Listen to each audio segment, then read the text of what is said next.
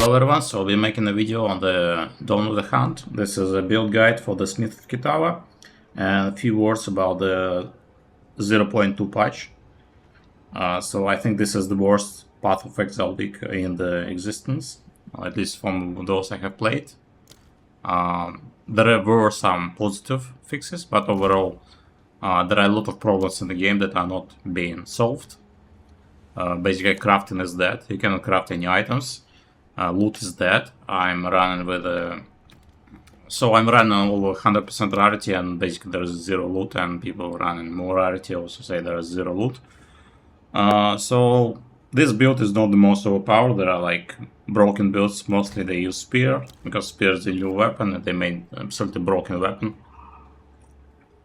I don't understand the basic game design team. I think it's doing a very poor job. So first they murdered the Spark, our previous build, which was Spark Archmage, and I think it was a good build overall. It has a good decency, it has a good synergy between skills, and they murdered it. They didn't nerf it like by 40 or 50%, they straight out murdered the skill. They made the skill impossible to use. It costs too much mana to even play, so it's utterly unplayable. They broke everything, they deleted most of the uniques we used from the game, so Spark has been killed. It is down 98%, and this new spear build is even better than Spark. So it instantly evaporates entire screen, off-screen mobs, and it one-shots tier 4 Arbiter with like 35 million damage per second. And they clearly said that this is not how they intend the game to be played. They want people to watch the mechanics, they want people to learn the bosses, and the thing is they failed, and there is no nerf coming up, like it's seemingly so. I see no point playing. Everyone is playing the spear, and still I think we should make a build on the warrior. There are a lot of downsides with warrior game design. I think the class is very bad overall, because the idea of the class is to have like buffs and to have like well, I have fast skills now, but literally warrior has like the longest skills, so it takes like 2 or 3 seconds to charge. And there are some clips online where you like charge the weapon and then you like hit, and it takes 3 seconds to charge. But the thing is, any kind of a monster any kind of attack will break your cast. So they didn't add an ability to stun during the cast, and it makes any kind of a charge skill basically a death sentence for you. It doesn't matter how much defense you have, you'll not be able to put it out. And like there are some critical issues in the game design. Anyway, this build is fairly cheap. It's about 10 divines. It's decent for most part of content. I will post some previews. You can clear the maps fine with it. There is no problem.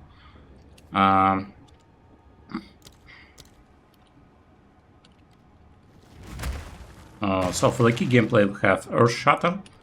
Earth Shatter is doing a lot of damage. It's doing a lot of armor break, and it's also doing a lot of stun build up. So it's good on rares. Basically you will not use it on the kind of normal mobs, but you use it on very tanky rares, very rarely, or you'll use it on the bosses. And it's good because you can build up several of those and then you just explode them with any cry. So the build we have, I think this is the best build for the Smith of Kitava. It took me a while to get it. For the basic ascendancy, let's show the skills first.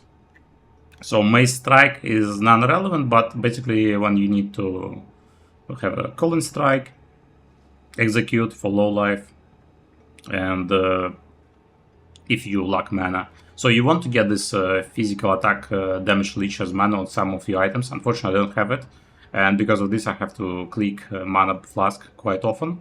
But if you have mana leech you don't have to click mana flask, and it's much more comfortable to play, but I was lucky with items. So this is Mace Strike. Shockwave Totem I never used because there are too many buttons. It's not very comfortable to use. We have 7 buttons here, and all of them I used quite often. So there is an 8th button. If you have an 8th button, you're like comfortable to use. This just gives you some buffs: life regen, rage regen, mana regen. It's not bad to have if you have a spare slot. So our main skill, better than butter, is Bone Shatter, and basically what we do, we have a stun build up with all our skills, and especially with a Leap Slam. So you lip slam, you have a stun build up, and when mobs are glowing white, you can bone shatter them. And for bone shatter DPS, you have to watch the shockwave DPS instead of the. This is not correct DPS, so this is more the correct one. It's 22, 23. This is enough to basically kill all the mobs on the map, except for some very tanky rares. They may need to do it twice or so. The problem here is that Warrior can clear up the waves of mobs when you have like mobs don't have stun resistance. If they have stun resistance, it becomes very problematic to play. And basically, the maps with stun resistance I had to sell to the vendor. I couldn't play them properly. And this is also the problem with the Simulacrum, because you can get stun resistance on mobs and you cannot explode them. And if you can't explode them, killing them manually, they'll just overwhelm you by the sheer number. So for Bone Shatter we have Shockwave, Magnified Effect. This gives us more area of effect, fully break armor, and just more damage.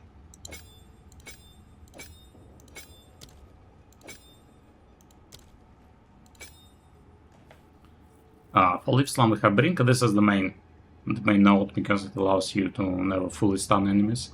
So you basically stun them as much as you want with Lip Slam and then you explode them. Some extra armor is not bad, so when you move, you have a substantial buff to your armor. Rage on hit, it builds your rage, stun build up.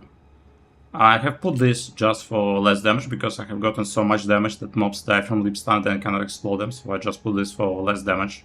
You can put something else for less damage, and just make sure your lip stun doesn't kill. The other problem with Warrior design is that you have to use low level skills here and here. If you use high level skills, you'll simply not have the mana pool to sustain it. It's stupid really. You have a Warcry which costs 300 mana and I have like 500 mana. Who designed this shit? Okay, it's a very bad game design, I think. They shouldn't cost that much mana on the high level skill. It's a warrior skill. Warriors don't have large mana pools, so quite reasonably. I shouldn't have a mana pool for one Warcry, and I often run out of mana when I use two Warcries. And I have to use this one, and it costs 200 mana.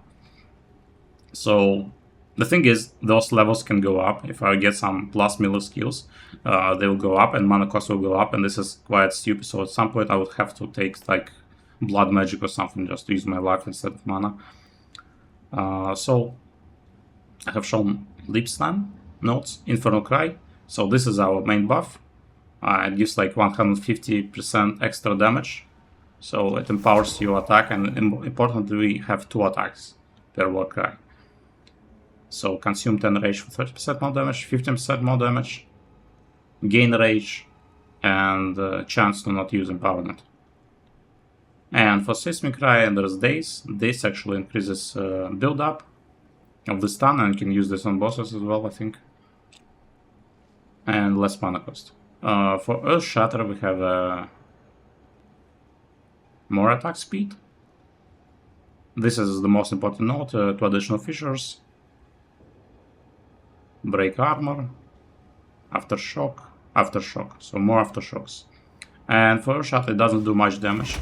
It shows only 2000 DPS, but if you watch the explosion it does 7000 DPS, and that's per each one. So there are 3, 3, 3, when you have 9, you multiply it by this, it will be a pretty substantial amount. It actually explodes bosses very nice. So this is our main skill to use in bosses.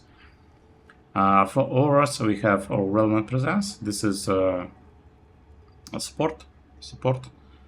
You can use Herald of Ash, it doesn't really matter. Overwhelming Presence makes it easier to stun enemies, and it's very good on bosses as well. And for Scavenge Plating, so our main boss killer skill, you don't actually have to use it. Actually, I have so much DPS right now that I don't even use, but this gives you like this kind of a massive hit. So 30% more melee damage, Ancestral boosted. This is good for the Hammer of Gods, because we use it like every 6 seconds, not that much often. Consume fully broken armor, 40% more damage. Consume rage, 35% more damage. The bleed kind of works, but I also was thinking maybe to swap this for something else. Because when you kill very fast, you don't need the bleed. But this may be good for the pinnacle bosses. Okay, so Scavenge Plating is not bad. It gives you 70% more armor and it works on real maps, so you don't need this on bosses. And our main movement skill is Shield Charge. Until I used Shield Charge, it wasn't very comfortable to play because the character is very slow. But this actually boosts your movement speed substantially. It actually passes through the environment, so if you use it like this, it will path. But it often hits the mob and then it stops. So for Shield Charge, we have Stomping Ground and Ingenuity. So these are the nodes. Now I'll show you the passive tree. For the early game, for the mid game, these are 4 basically mandatory nodes. Everyone takes them. For the mid game, you use normal armor. And for normal armor, you use basically a superior plate with as much HP regain per second as possible. Our basic nodes are max life, strength, fist damage taken as fire, and regeneration. Regeneration is very comfortable because you don't have to rely as much on the flask, and basically will sustain you in many encounters. And you want to stack this regeneration a little bit. So I will show the passive tree. So my damage was not that substantial. It was quite a bit lucky until I have reworked my passive tree entirely. So initially I went here, I got Polymathy, and I had some nodes here. I had this node, but I have basically reworked substantially. And instead of going here, so we have three jewel sockets, and that's quite a lot because now people get like 3 jewel sockets. And instead of taking these nodes, which give us a little bit of damage, like look, 12, 12, 12, 12, we take a node which gives us 120% damage, 30% damage, 30% damage. So these 3 nodes give you more than this and this and a lot of other nodes. So these nodes are very strong. 30, 30, 30 lucky damage when on low life. So I will upload the path of building. This is the main DPS node, so you just need this too. And we also get this one. Lazy. And because we get this one like manually, we don't have to anoint it, and we can anoint this one. So this is like I have seen many Kitava builds before making my own. I think we have the best build overall. And we take Titanic for the strength for stun build up. So this stun build up you need it, and Stunter Shot is also quite good to have. It will not, you'll not get stunned as much. I don't think I have been heavy stunned.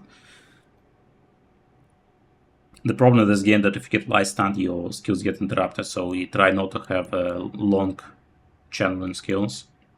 You also get some attack speed. So I'm not taking these nodes because they make your attack speed slower. And also, if you look at this damage, basically 30%, 42%, 82%, but these 3 nodes give us 180%. So maybe these nodes will get nerfed in the next patch. The reason we can get them because we have the deepest tower, and this helmet cost me 4 divines. So the entire build costs like 10 divines. We have 4 divines here. This one was free. This one cost like 1 divine, I believe, or 2 divines. I think it was 1 divine. So 4 divines, 1 divine. I think this one is worth like 1 divine. And this one is worth like 1 divine, but I crafted it myself. So the craft sucks, so I tried to recraft a better 200 mace, and I wasted like 10 divines, and I should have just bought it from the trade because the crafting sucks. And I got nothing to show.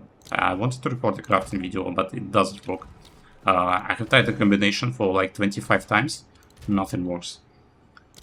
So I'll show you my stats. It's very important that you cap the block chance. It also gives us the damage with those nodes, and it gives us great survivability. For armor, well, you want some armor. It's not useless. It actually prevents a lot of low hits damage. For resist, you want 90%. I'm a little bit short because I'm missing 3% max fire as on my shield.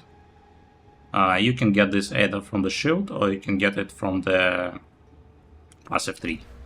Yeah, so for the passive tree I'll show again. We go like this, take the block nodes, take the area nodes, take some damage nodes. These are quite cheap. It's 70% damage for like 2 nodes. And what I did here is we have a weapon swap for the Warcry, and we take all the Warcry speed, making it possible to use it fairly quick. So it's not that slow. It's only 0.2 seconds plus the weapon swap. And because we take the Warcry on the second skill set, we have much more points to allocate and to make this kind of a rush here. These 3 are optional, so I would change them, for example, and take these 3. And you could set up a good jewel here, so like unique jewel for this area. Basically, I'm going to stop playing, I'm going to drop click, but that's what I will do next. So take max fire as here, and we take max fire as here. This node is not bad, but I think it's a bit weak, so it's 1% damage per 15 strength, so this at most will give us like 40% damage. I think it's a little bit low for a notable. It could be better. The scaling is a little bit off.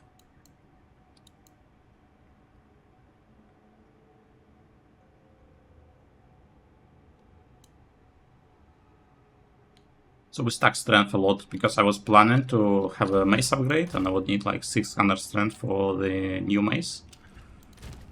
And that's the problem. So let's go quickly about items. You want fizz damage in percentage and you want fizz damage flat. So you want these two for the most part. And then for the suffixes, you want stun duration is not bad, stun build up is not bad, strength is not bad. Reduce attribute requirements is not bad because it allows you to use much less strength. Leech fizz damage as mana is not bad. Attack speed is one of the best mods you can get. You don't need crit because we use resolute technique, so you don't need any crit nodes. And this has a downside, of course, because crit is the best damage scaler in the game, and we cannot really use crit because we have low accuracy. There are some ways to go around it, but I think it's very, very end game, so not for now. For the helmet, I already shown. For the white, this is free. For the rings, you want strength stat everywhere. You want rarity, because without rarity there is nothing dropping. And you want some fire res, basically. It would be good to have life, and good to have chaos resistance. Some damage would be great. So for the gloves, you want lightning damage, you want attack speed, you want strength, some random resistance, life is not bad. For jewel sockets, you can use strength, you can use max life. Strength is a little bit better, I think, overall.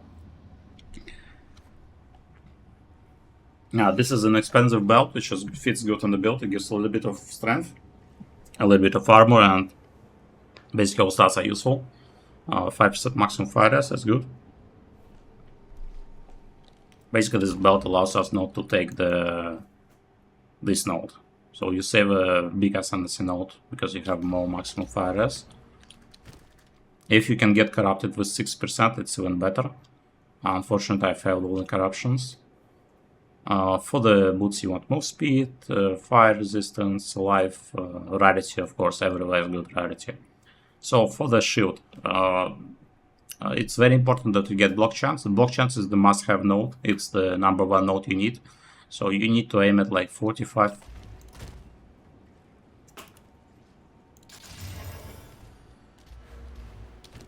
You need to aim at like 45 or 46%. This allows us to cap the block chance. If you have less, you'll need more block nodes and you'll be wasting passive points, which are very limited. The second best node is additional physical damage reduction.